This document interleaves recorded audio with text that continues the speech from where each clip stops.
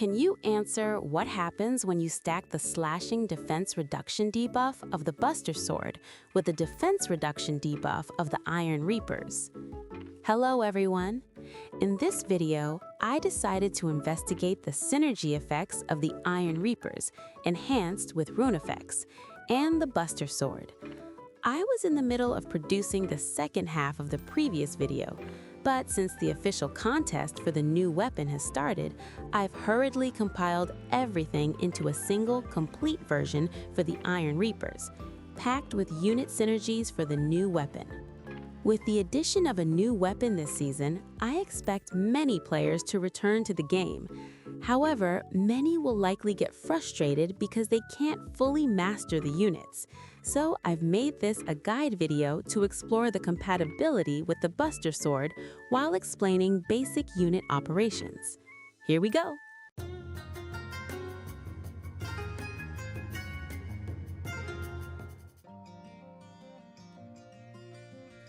The most important part of using any unit is knowing what they can do, but it's equally vital to understand what you should never do.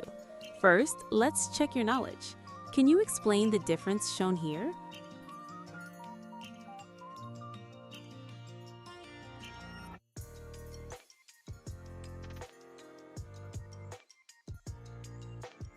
Veteran players probably can. The answer is the difference in movement commands. Even over a short distance, there's a clear gap. Low-skilled players often overuse the X key, move to point command, without realizing it, which ends up slowing down the entire team. For some reason, bad players love dragging their units across long distances, so let me show you visually just how detrimental that is.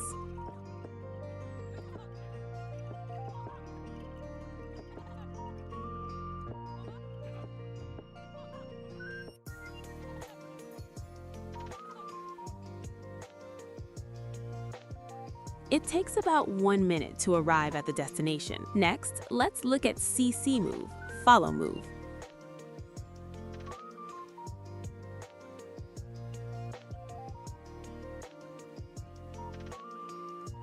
Compared to the X key, it arrives over 20 seconds faster. However, you might get caught by cavalry during the transition, so personally, I recommend picking them up at a nearby supply point.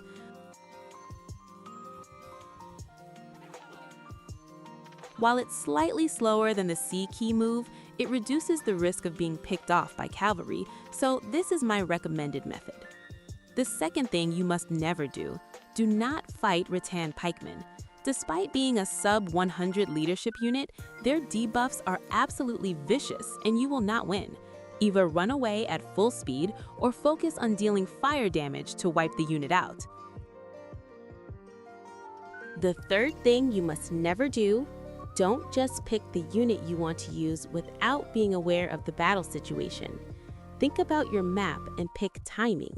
This unit is weak against cavalry, so if you pick them on a map where cavalry run wild, it's going to be difficult to make them useful. Bad players just pick the units they want to use whenever they feel like it, making them easy prey. Always hit the tab key to check the enemy's cavalry count.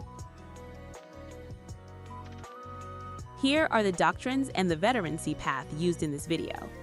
Since there are many situations where you'll be using the flail while taking hits, I chose the middle and bottom paths. Leadership, combat, and devastation doctrines are essential. The rest are up to your preference.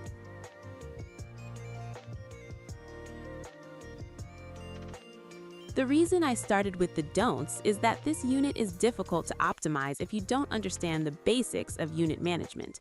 While Iron Reapers can beat almost any infantry, they are weak against specific units and cavalry. Plus, they're incredibly slow.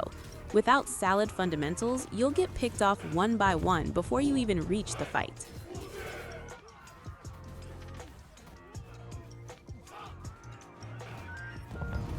They have two main skills. The first is charge. In this assault, using the flail deals more damage and adds a knockback effect compared to the sword. You also gain CC immunity during the charge. The second skill is Tiger Step. This buff skill grants CC immunity while increasing both attack power and attack speed. Previously, the sword was the go-to for raw DPS, but with the new blunt damage runes, let's compare the clear speed of the flail.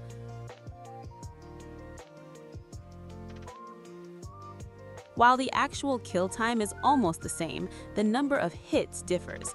If you're aiming for Doctrine procs, the sword is better. Longtime viewers will know that Iron Reapers handle combat Doctrine differently than other units.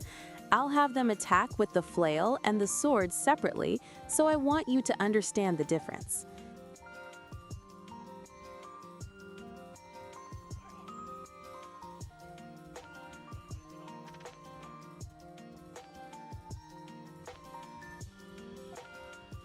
The activation of Doctrine effects depends on the number of hits landed, not the number of attack animations.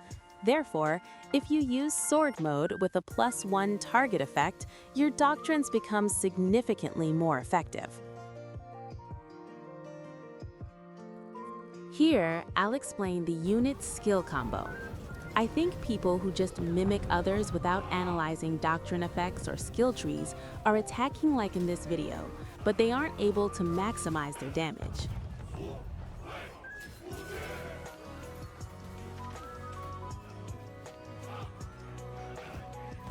The skill combo you were probably taught by someone looks something like this.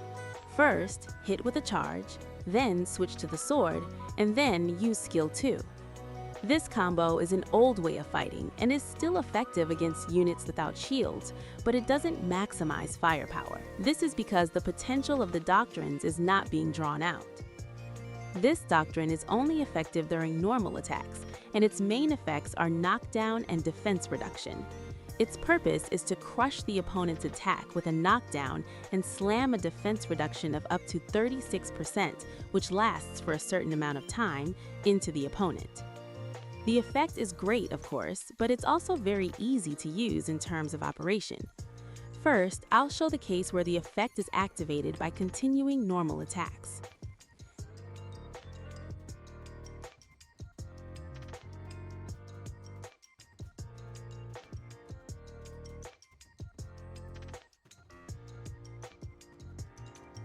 Next, I'll show the behavior of attacking by pressing X before a normal attack.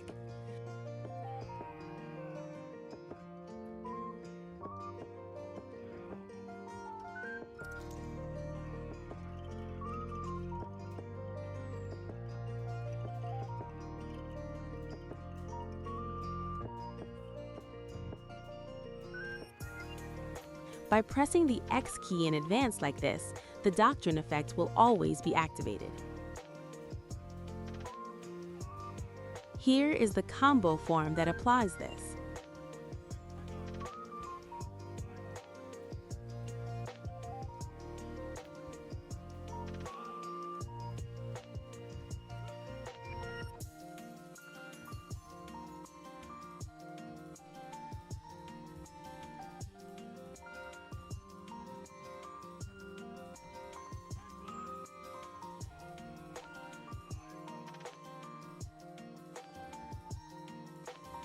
After the charge, perform a normal attack, switch weapons, and then use skill 2.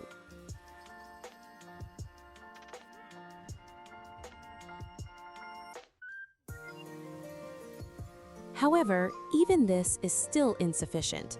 This is because your movement will be stopped if you are hit by a crowd control effect during a normal attack. Here is the countermeasure for that. If you use a charge near the opponent you are facing, the crowd control immunity effect will continue for a certain period even after the charge. Here is the method that applies that logic.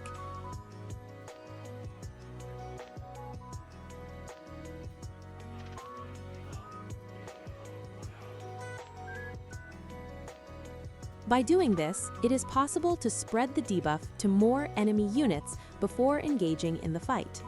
Now, you're probably wondering if the Buster Sword's debuff stacks, right? I predict that if they stack, the defense reduction could reach a maximum of 55.12%.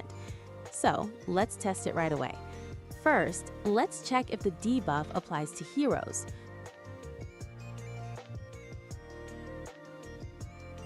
After the debuff, the damage increases by about 300.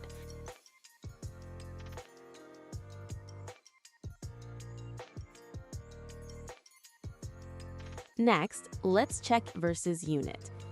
First, let's check the damage transition with normal attacks.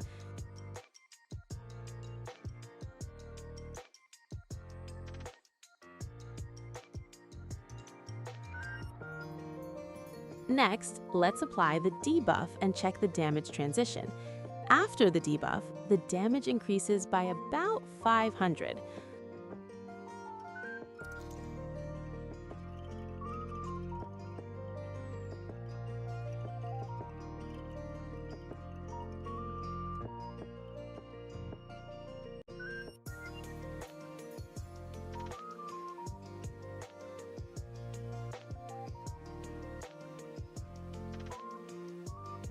Finally, let's check if the damage changes when applying 2 debuffs.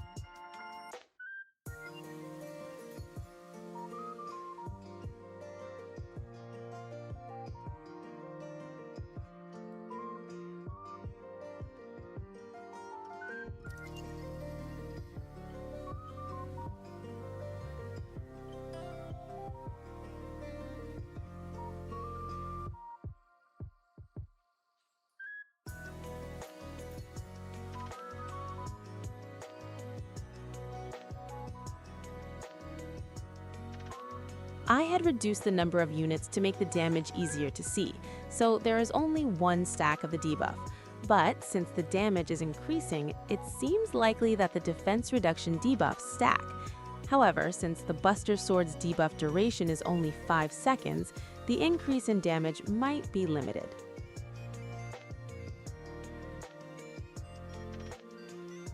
I have explained the movement of the skill combo, but when actually operating, you must decide whether to use the flail or the sword depending on the opponent you are facing.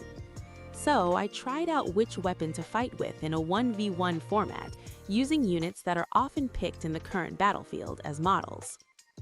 Note that in the case of multiple versus multiple, where there are tower shields, the weapon must be the flail.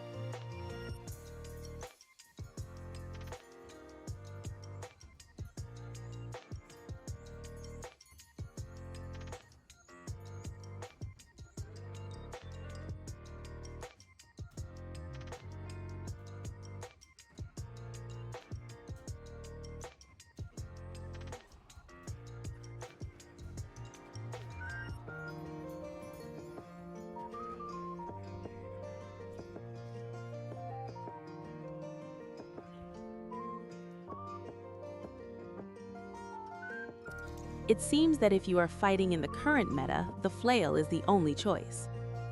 The next important thing is how to engage the unit. Since they are basically a shieldless unit designed to hunt tower shields, their durability isn't high compared to units with shields. Therefore, I recommend engaging the unit immediately after tower shields or other units have collided. Here is a sample. The timing of the engagement is a bit late because of a delay in movement, but if you can fight immediately after tower shields or other units hit, you can demonstrate the full performance. Even against Simishian stalwarts, which we lost to in the 1v1 earlier, we can defeat them with almost no damage if we engage with allies. I tried out the usability this time, and the conclusion is that it can fight well enough on the current battlefield. The most important thing is the positioning to get to the clash location ahead of time and fight with allies. However, I think it's a difficult unit to handle for unskilled players who haven't mastered basic things like movement.